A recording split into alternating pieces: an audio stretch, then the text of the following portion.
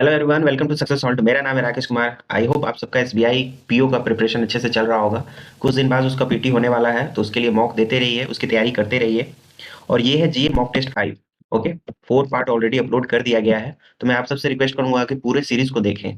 आप हमें टेलीग्राम पे फॉलो कर सकते हैं, इंस्टाग्राम पे फॉलो कर सकते हैं, और हमारे व्हाट्सएप ग्रुप से भी जुड़ सकते हैं। यहाँ पे आप कोई भी क्वेश्चन जाके पूछ सकते हैं। एक बात मैं आप सबसे रिक्वेस्ट करूंगा कि प्लीज, सक्सेस सॉल्ट एक नया यूट्यूब चैनल है और इसे मैंने बहुत मेहनत से बनाया है। तो मैं आप सबसे रिक्वेस्ट करूंगा कि प्लीज चैनल को सपोर्ट करें, लाइक करें, शेयर करें, सब्सक्राइब करें, और जितना हो सके अपना प्यार दें, क्योंकि आपका प्यार ही सक्सेस सॉल्ट को आगे ले जाएगा। तो मैं आप सबसे रिक्वेस्ट करूंगा कि प्लीज इसको सपोर्ट करें। चलिए स्टार्ट करते हैं अपने सेशन को, बढ़ते हैं अपने पहले क्वेश्चन की तरफ। तो आज का हमारा पहला क्वेश्चन है, who among the following was awarded Major Dhyan Chand Khel Ratna award 2022।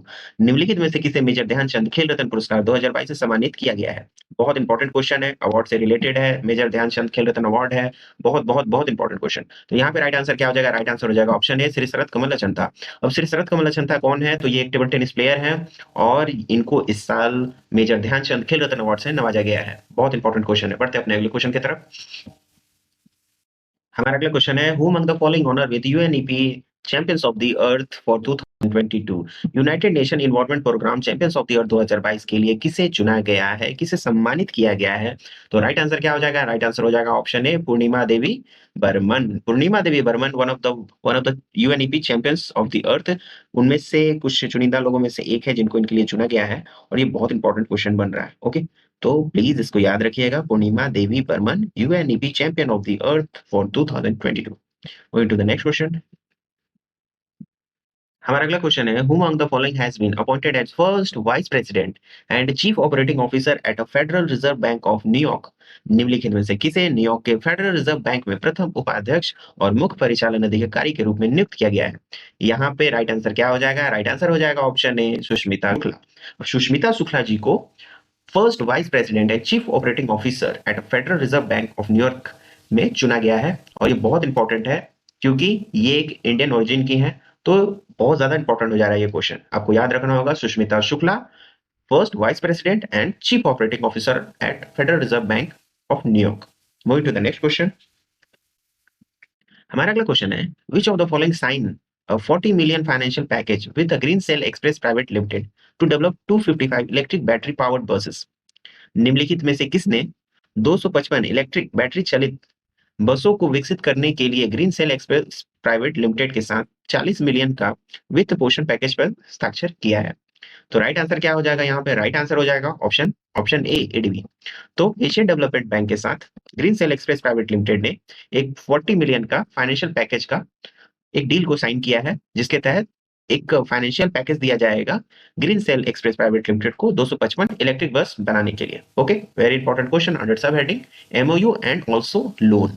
Very important question. Going to the next question. हमारा अगला क्वेश्चन है, the country fifth largest public sector bank Union Bank of India mark is 104th foundation day on 11 November 2022। Who is the current chairman of UBI?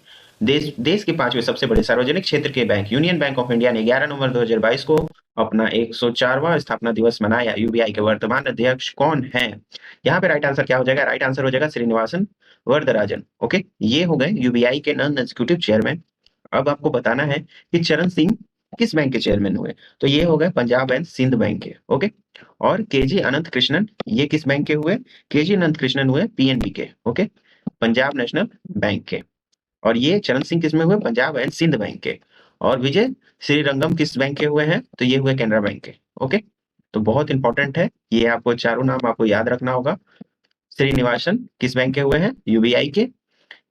चरण Singh Punjab and Sindh bank के। Okay, और KG अनंत कृष्णन हुए PNB bank के, और विजय श्रीरंगम हुए हैं आपका Canara bank के। ओके, इंपॉर्टेंट क्वेश्चन है, आगे बढ़ते हैं। State Bank of India has sign a dash euro 1240 crore loan agreement with the German Development Bank KfW for funding solar project। भारतीय स्टेट बैंक ने सौर परियोजनाओं के वित्त पोषण के लिए जर्मन विकास बैंक KfW के साथ डैश यूरो 1240 करोड़ रुपए का ऋण समझौते पर हस्ताक्षर किया है। आपको बताना है ये कितने मिलियन यूरो का एक डील साइन हुआ है स्टेट बैंक ऑफ इंडिया और KfW के बीच में। स्टेट बैंक ऑफ इंडिया है, एसबीआई से रिलेटेड है, एसबीआई है, और बहुत इंपॉर्टेंट है। तो जो भी एसबीआई का न्यूज आएगा as a SBI exam point of view बहुत इंपॉर्टेंट हो जाता है। तो यहाँ पर ये क्वेश्चन बहुत इंपॉर्टेंट है। तो यहाँ पे राइट आंसर हो जाएगा ऑप्शन ए 150। तो 150 यूरो भी पूछ सकता है या फिर कितने करोड़ का डील हुआ है, तो 1240 करोड़ का डील हुआ है। किसके किसके बीच? एसबीआई और केएफडब्ल्यू के बीच। किस लिए? तो सोलर प्रोजेक्ट के लिए। ओके, 3 क्वेश्चन बन गया यहाँ से। अब ये भी पूछ सकता है केएफडब्ल्यू कौन से देश का डेवलपमेंट बैंक है। ओके, पीओ के क्वेश्चन में, पीओ का एक एग्जाम में पूछ दिया था कि जेसीबी कौन से देश का बैंक है। ओके, तो चलिए आगे बढ़ते हैं अपने अगले क्वेश्चन के पास। हमारा अगला क्वेश्चन है, the international financial service centre authority IFSCA and the DAS have entered into MOU for collaboration in the field of regulation and supervision. Okay, अंतर्राष्ट्रीय वित्त सेवा केंद्र प्राधिकरण और डैश के विनियम और पर्यवेक्षण के क्षेत्र में सहयोग के लिए एक समझौते पे ज्ञापन में प्रवेश किया है। किसके किसके बीच में ये एमओयू हुआ है? तो राइट आंसर हो जाएगा ऑप्शन ए आरबीआई। अब यहाँ नाम आ गया है आरबीआई का, इससे ये क्वेश्चन बहुत इंपॉर्टेंट हो जाता है। जहां पे भी आपको नाम दिखा है आरबीआई का, समझ लीजिए क्वेश्चन इंपॉर्टेंट हो गया। ओके, तो international financial service centre authority IFSCA और आरबीआई के बीच में एक एमओयू हुआ है। किस चीज के लिए? For in the field of regulation and supervision. Okay, तो बहुत इंपॉर्टेंट क्वेश्चन है, ध्यान रखिएगा, एमओयू से है। बढ़ते हैं अपने अगले क्वेश्चन की तरफ। तो हमारा अगला क्वेश्चन है, India dash joint military exercise Harimau Shakti 2022 commenced. Bharat और डैश संयुक्त सैन्य अभ्यास हरिमाऊ शक्ति 2022 शुरू हुआ। बेसिकली आपको बताना है कि हरिमाऊ शक्ति भारत और किस दूसरे देश के बीच की एक मिलिट्री एक्सरसाइज है। इंडोनेशिया, फ्रांस, जापान या मलेशिया। यहाँ पे राइट आंसर क्या हो जाएगा? राइट आंसर हो जाएगा ऑप्शन डी मलेशिया। तो मलेशिया और भारत की जो मिलिट्री है उनके बीच एक एक्सरसाइज है जिसका नाम है हरिमाऊ शक्ति। ओके, आपको कमेंट में बताना है कि भारत का और जापान के साथ कौन सा एक्सरसाइज है। ओके, फ्रांस के साथ और इंडोनेशिया के साथ। ओके, आगे बढ़ते हैं अपने अगले क्वेश्चन की तरफ।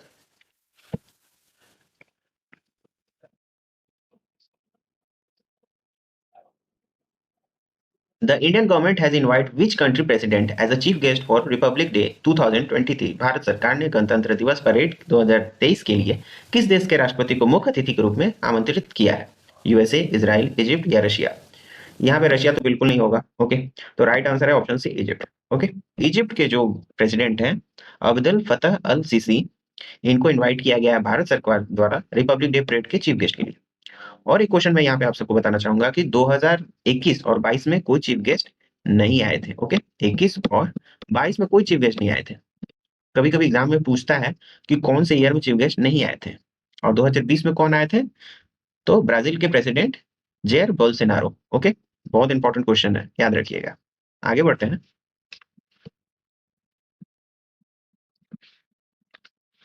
Which of the following won gold award under the category Excellence in Government Process Re-engineering for Digital Transformation of a National Award for E-Governance? निम्नलिखित में से किसे ई गवर्नेंस के लिए राष्ट्रीय पुरस्कार के डिजिटल परिवर्तन परिवर्तन के लिए सरकार प्रक्रिया री इंजीनियरिंग में उत्कृष्ट श्रेणी के तहत स्वर्ण पुरस्कार जीता है? तो आपको बताना है कि किसने गोल्ड अवार्ड जीता है। तो राइट आंसर हो जाएगा ऑप्शन डी, ई पंचायत मिशन मोड प्रोजेक्ट ने। ओके, ई पंचायत मिशन मोड प्रोजेक्ट ने जीता है आपका gold award in the category of excellence in government process री इंजीनियरिंग फॉर डिजिटल ट्रांसफॉर्मेशन। बहुत इंपॉर्टेंट क्वेश्चन, आगे बढ़ते हैं। हमारा अगला क्वेश्चन है, Tata consumer acquire packaged water giant Bisleri for about dash. Tata consumer लगभग डैश के लिए पैकेज पानी की दिग्गज कंपनी बिस्लरी का अधिग्रहण करेगा। आपको बताना है कि टाटा कंज्यूमर कितने में बिस्लरी को खरीद रहा है? 5,000 करोड़, 6,000 करोड़, 7 या 8,000 करोड़। राइट आंसर क्या हो जाएगा? Option C 7,000 crore. तो 7,000 करोड़ में टाटा कंज्यूमर एक्वायर कर रहा है बिस्लरी को। बहुत इंपॉर्टेंट क्वेश्चन है क्योंकि यहाँ पे एक्विजिशन हो रहा है और अमाउंट कितना है? 7,000 करोड़। तो अब बिस्लरी किसका हो जाएगा? टाटा कंज्यूमर का। ओके, आगे बढ़ते हैं अपने अगले क्वेश्चन की तरफ।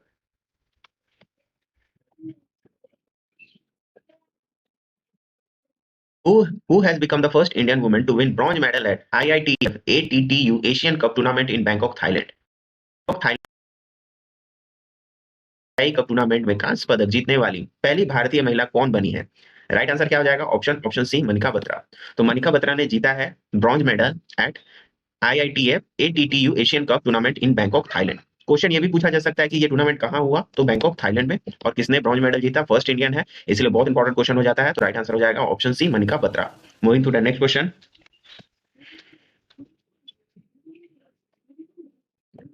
Who among the following has appointed as chairman of All India Council for Technical Education AICTE? निम्नलिखित में से किसे अखिल भारतीय तकनीक शिक्षा परिषद का अध्यक्ष नियुक्त किया गया है? राइट आंसर क्या हो जाएगा यहाँ पे? राइट आंसर हो जाएगा ऑप्शन बी, टीजी सीताराम।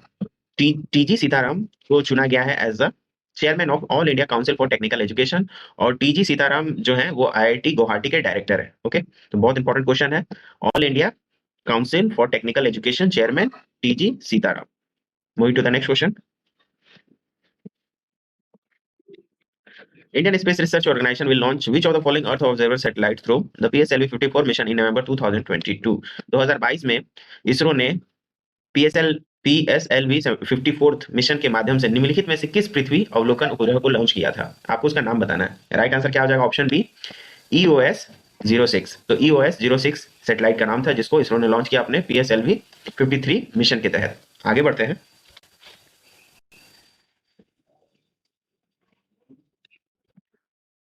हमारा अगला क्वेश्चन है, which of the following city becomes the first city in South Asia to top CDP climate action list? निम्नलिखित में से कौन सा शहर सीडीपी की जलवायु वार्षिक सूची में शीर्ष पर पहुंचने वाला दक्षिण एशिया का पहला शहर बना? साउथ एशिया में कौन कौन से देश आते हैं? अफगानिस्तान, पाकिस्तान, भारत, बांग्लादेश, नेपाल, भूटान। ओके, तो इन सब देशों में से कौन सा देश टॉप किया है? तो टॉप किया है कौन सा देश, शहर टॉप किया है? तो राइट आंसर हो जाएगा ऑप्शन डी, मुंबई। तो मुंबई साउथ एशिया में टॉप पे रहा सीडीपी क्लाइमेट एक्शन लिस्ट में। Okay, Mumbai has become the first Indian city to be added at the A list in the 5th annual city report published by CDP. Important question है, आगे बढ़ते हैं। अगला question है, National Payment Corporation of India in November 2022 has a proposed dash volume cap for third party app provider in the bid to avoid concentration risk. 2022 में National Payment Corporation of India ने इसके ऋण जोखिम से बचने के लिए तीसरे पक्ष के ऐप प्रदाताओं के लिए डैश वॉल्यूम कैप का प्रस्ताव दिया था। तो राइट आंसर क्या हो जाएगा? Option E 30%। तो 30% का कैप वॉल्यूम लगाने का प्रस्ताव दिया गया था। एनपीसीआई और आरबीआई दोनों ने मिलकर के प्रपोज किया था। 31 दिसंबर का डेडलाइन सेट किया गया था for limiting the volume cap player for 30%। Okay, बहुत इंपॉर्टेंट क्वेश्चन है, एनपीसीआई से है। आगे बढ़ते हैं। अगला क्वेश्चन है, which formula 1 racing driver announce his retirement recently? तो बताइए कि किस फार्मूला 1 ड्राइवर ने अभी रिटायरमेंट ले लिया है? तो राइट आंसर हो जाएगा ऑप्शन सी, सेबेस्टियन वेटल। तो सेबेस्टियन वेटल ने अनाउंस कर दिया अपना रिटायरमेंट, और ये 4 बार फार्मूला 1 वर्ल्ड कप चैंपियनशिप जीत चुके हैं। तो बहुत इंपॉर्टेंट है सेबेस्टियन वेटल। आगे बढ़ते हैं। हमारा अगला क्वेश्चन है, the recently release book Nalanda until we meet again was author by who among the following? Nalanda until we meet again के पुस्तक के लेखक कौन है? ओके, तो राइट आंसर क्या हो जाएगा? राइट आंसर हो जाएगा ऑप्शन बी, गौतम बोहर। तो गौतम बोहर है author Nalanda until we meet book के। बढ़ते हैं अपने अगले क्वेश्चन की तरफ। The 13th edition of bilateral exercise between the Indian and the Royal Dash Navy Naseem अल बहर 2022, आपको बताना है कि कौन सी देश के रॉयल नेवी के बीच में और भारतीय नेवी के बीच में 13th एडिशन का एक बायलैटरल एक्सरसाइज हुआ जिसका नाम है नसीम अल बहर। तो राइट आंसर क्या हो जाएगा? राइट आंसर हो जाएगा ऑप्शन ए, ओमान। ठीक है, तो ओमान के साथ, ओमान की रॉयल नेवी के साथ और भारतीय नौसेना दोनों के बीच में एक्सरसाइज हुआ 13th एडिशन। एडिशन बहुत इंपॉर्टेंट है क्योंकि एडिशन से क्वेश्चन आते हैं। तो एडिशन 13th है और ये हुआ कहाँ? ओमान में। ठीक है, और जिसका नाम है नसीम अल बहर। बहुत इंपॉर्टेंट क्वेश्चन है। आगे बढ़ते हैं अपने अगले क्वेश्चन की तरफ। हमारा अगला क्वेश्चन है, in November 2022 India took over the chairmanship of Global Partnership on Artificial Intelligence from which of the following country? नवंबर 2022 में भारत ने किस देश से आर्टिफिशियल इंटेलिजेंस पर ग्लोबल पार्टनरशिप की अध्यक्षता संभाली? किस देश से भारत ने जो चेयरमैनशिप है उसको लिया? राइट आंसर क्या हो जाएगा? राइट आंसर हो जाएगा ऑप्शन डी, फ्रांस। तो फ्रांस के पास था इसका अध्यक्षता, अब भारत इसको संभाल रहा है। ठीक है, और इसका चेयरमैनशिप किसके पास है? भारत के पास, Global Partnership on Artificial Intelligence. आगे बढ़ते हैं। Which of the following bank recently launched 7th edition of Knowledge Summit Evolve for MSME? निम्नलिखित में से किस बैंक ने हाल ही में एमएसएमई के लिए ज्ञान शिखर सम्मेलन इवॉल्व का 7वां संस्करण लॉन्च किया? राइट आंसर क्या हो जाएगा? राइट आंसर हो जाएगा ऑप्शन डी, एक्सिस बैंक। तो एक्सिस बैंक ने लॉन्च किया है नॉलेज समिट इवॉल्व। ठीक है, तो इवॉल्व जो है इसको किसने लॉन्च किया है? एक्सिस बैंक ने। बहुत इंपॉर्टेंट क्वेश्चन है। आगे बढ़ते हैं अपने अगले क्वेश्चन की तरफ। India and dash sign agreement for cooperation in high performance computing. Bharat और डैश ने उच्च प्रदर्शन कंप्यूटिंग में सहयोग के लिए समझौते पर हस्ताक्षर किया है। आपको बताना कि किसके साथ भारत ने एक एमओयू साइन किया है हाई परफॉर्मेंस कंप्यूटिंग के लिए? राइट आंसर हो जाएगा ऑप्शन डी, यूरोपियन यूनियन। तो यूरोपियन यूनियन और इंडिया के बीच में एक एग्रीमेंट हुआ है on cooperation in the high performance computing. आगे बढ़ते हैं। हमारा अगला क्वेश्चन है, what is the name of official Muscat of the Qatar world cup 2022? Right answer क्या हो जाएगा? Option D, live. तो लाइव जो है वो ऑफिशियल मस्कट था जो कतर वर्ल्ड कप 2022 में ऑफिशियल मस्कट का नाम था। और ये बहुत इंपॉर्टेंट हो जाता है, अभी कतर वर्ल्ड कप चल रहा है और फाइनल भी होने वाला है, तो बहुत इंपॉर्टेंट है। इससे क्वेश्चन आएगा कोई ना कोई एग्जाम में, तो इस पे अपडेट रहिए। ओके, आगे बढ़ते हैं। 53rd international film festival of India Telugu superstar dash was honoured with Indian film personality of the year award 2022। तो बताइए कि इनमें से किसे भारतीय फिल्म व्यक्तित्व वर्ष 2022 में पुरस्कार से सम्मानित किया है। तेलुगु सुपरस्टार है जिनका नाम है ऑप्शन डी चिरंजीवी। ठीक है, तो चिरंजीवी जी को इस साल 53rd international film festival Telugu superstar जो चिरंजीवी है इनको Indian film personality of the year award से सम्मानित किया गया है। बहुत इंपॉर्टेंट क्वेश्चन है, पूछ सकता है डायरेक्ट कि किस इसमें से किसे personality of the year award दिया गया, तो चिरंजीवी। और ये कौन सा एडिशन था इंटरनेशनल फिल्म फेस्टिवल का, तो 53rd। बहुत इंपॉर्टेंट, आगे बढ़ते हैं।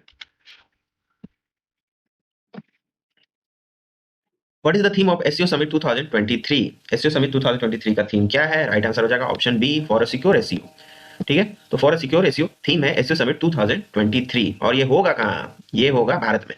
ओके, तो भारत में इस साल, अगले साल 2023 में एससीओ समिट होगा, जिसका थीम रखा गया है फॉर अ सिक्योर एससीओ, इसीलिए वेरी वेरी इंपॉर्टेंट है। आगे बढ़ते हैं अपने अगले क्वेश्चन की तरफ। Cambridge dictionary has declare which word as the word of the year 2022? इनमें से कौन से वर्ड को ईयर ऑफ द वर्ड घोषित किया है कैम्ब्रिज डिक्शनरी ने? तो राइट आंसर क्या हो जाएगा? होमर। Option D Homer. तो होमर वर्ड को इस साल का कैम्ब्रिज डिक्शनरी ने word word of the year घोषित किया है। आगे बढ़ते हैं। विच of the following has won gold award in 47th international convention on quality control circle? निम्नलिखित में से किसने क्वालिटी कंट्रोल सर्कल पर अंतरराष्ट्रीय सम्मेलन स्वर्ण पुरस्कार जीता है? तो 47th international convention quality control का अवार्ड में गोल्ड किसने जीता है? तो राइट आंसर हो जाएगा ऑप्शन डी एनटीपीसी। तो एनटीपीसी ने जीता है gold eight 47th international convention on quality control circle. आगे बढ़ते हैं। Which of the following state become the first state in the country to bring out elephant death audit framework? निम्नलिखित में से कौन सा राज्य एलिफेंट डेथ ऑडिट फ्रेमवर्क लाने वाला देश का पहला राज्य बन गया है? राइट आंसर हो जाएगा ऑप्शन बी तमिलनाडु। तो तमिलनाडु की सरकार अब ऑडिट करेगी डेथ ऑफ एलिफेंट का, उसका एक फ्रेमवर्क बनाएगी, और वो ऐसा करने वाली भारत की पहला पहला राज्य हो गया है तमिलनाडु। इंपॉर्टेंट क्वेश्चन है, आगे बढ़ते हैं। हमारा अगला क्वेश्चन है, यूनियन जल शक्ति minister Gajendra Singh Shekhawat has इनोग्रेट Jio smart India 2022 summit. Jio smart India 2022 summit in which of the following city? तो बताइए कि कौन सा सिटी में जियो स्मार्ट इंडिया 2022 समिट हुआ? बेंगलोर, नई दिल्ली, हैदराबाद या अहमदाबाद? राइट आंसर हो जाएगा ऑप्शन सी हैदराबाद। तो हैदराबाद में हुआ है जियो स्मार्ट इंडिया 2022 समिट, और इसको कौन इनोग्रेट किया? यूनियन जल मिनिस्टर गजेंद्र सिंह शेखावत। बहुत इंपॉर्टेंट क्वेश्चन, आगे बढ़ते हैं। Which among the following has signed an MOU with Reserve Bank of India for collaboration in the field of regulation and supervision of regulated entity in their respective jurisdiction? तो RBI और इनमें से किसके बीच में एक एमओयू साइन हुआ है in the field of regulation and supervision? तो राइट आंसर हो जाएगा option B international financial service centre authority. Okay, आगे बढ़ते हैं अपने अगले क्वेश्चन की तरफ। Who has appointed as new governor of West Bengal by president Droupadi Murmu? तो राइट आंसर क्या हो जाएगा? राइट आंसर हो जाएगा option D doctor CV Ananda Bose. तो डॉक्टर सीवी आनंदा बोस नए गवर्नर हैं वेस्ट बंगाल के, और गवर्नर का अपॉइंट कौन करता है? प्रेसिडेंट। और अभी के प्रेसिडेंट कौन है? Draupadi Murmu ji.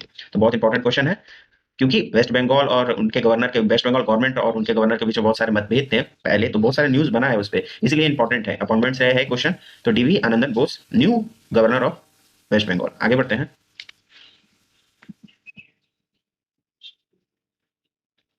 Who is appointed as director of public policy for Meta India? तो बताइए मेटा जो फेसबुक था उसके नए public policy director of India के रूप में किसे चुना गया है? राइट आंसर हो जाएगा ऑप्शन डी शिवनाथ थुकराल। ठीक है, तो शिवनाथ थुकराल नए public policy for Meta India के डायरेक्टर के रूप में चुने गए हैं, नियुक्त किए गए हैं। आगे बढ़ते हैं। RBI has announced that government RBI has announced that the government has nominated dash to its director on central board. RBI ने घोषणा की है कि सरकार ने केंद्र बोर्ड में अपने निर्देशक के लिए डैश को नामित किया है। तो बताइए किसे डायरेक्टर के लिए नॉमिनेट किया गया है गवर्नमेंट द्वारा? तो राइट आंसर हो जाएगा ऑप्शन ए विवेक जोशी। तो Vivek Joshi has been nominated to director on the central board by the Government of India. आगे बढ़ते हैं। अगला क्वेश्चन है, Reliance Industry will build India made and model multi model logistic park in which city? Reliance Industry किस शहर में भारत का पहला मल्टी मॉडल लॉजिस्टिक पार्क बनाएगी? राइट आंसर हो जाएगा चेन्नई तमिलनाडु। ठीक है, तो चेन्नई में बनेगा भारत का पहला मल्टी मॉडल लॉजिस्टिक पार्क, और जिसको बनाएगा रिलायंस इंडस्ट्री। आगे बढ़ते हैं अपने अगले क्वेश्चन की तरफ। Which country will host under 19 men's टी20 वर्ल्ड कप 2024? तो 2024 में अंडर 19 मेंस टी20 वर्ल्ड कप कौन सा देश होस्ट करेगा? राइट आंसर क्या हो जाएगा? Option D, Sri Lanka. तो श्रीलंका होस्ट करेगा 2024 का अंडर 19 मेंस टी20 वर्ल्ड कप। और 2026 में कौन होस्ट करेगा? तो 2026 में होस्ट करेगा जिम्बाब्वे और नामीबिया। बहुत इंपॉर्टेंट क्वेश्चन है, क्योंकि क्रिकेट से है और अंडर 19 या वुमेन्स का भी क्वेश्चन बनता है, इसीलिए ये इंपॉर्टेंट हो जा रहा है क्वेश्चन। तो याद रखिएगा, अंडर 19 मेंस टी20 वर्ल्ड कप कब होगा? 2024 में श्रीलंका कराएगा और 26 में जिम्बाब्वे और नामीबिया। आगे बढ़ते हैं। तो ये था हमारा पार्ट 5। आई होप आपको ये वीडियो अच्छी लगी। प्लीज इसको लाइक करें, शेयर करें, चैनल को सब्सक्राइब करके बेल आइकन जरूर दबाएं। और एक चीज मैं आप सबसे कहना चाहता हूँ, इस सब का पीडीएफ मैं बना रहा हूँ और बहुत जल्द आपको मेरे टेलीग्राम चैनल जो सक्सेस हॉल्ट है उस पर आपको पीडीएफ मिल जाएगा। ओके, तो प्लीज चैनल को सब्सक्राइब करके बेल आइकन जरूर दबाएं और हमारे चैनल से जुड़े रहें। मिलते हैं अगले वीडियो में, तब तक के लिए थैंक यू। जय हिंद।